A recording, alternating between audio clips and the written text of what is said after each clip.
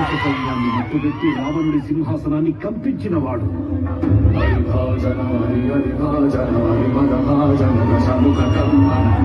చిన్న నిప్పురవ్వతో లంకా నగరాన్ని అగ్నిలో అలికినవాడు.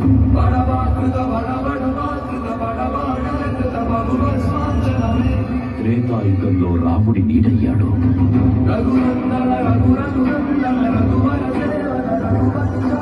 ద్వాపరయుగంలో కృష్ణార్జునుల రథకేతనమై గర్జించాడు.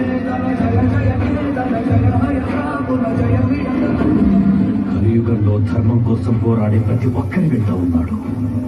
నీ వెంట ఉన్నాడు.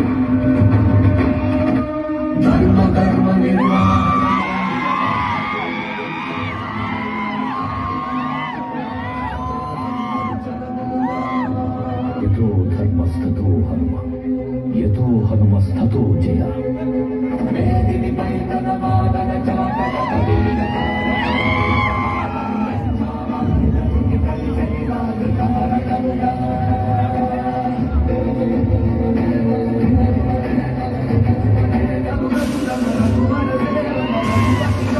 ద్వాపరయుగంలో కృష్ణార్జునుల రథకేతనమై గర్జించాడు.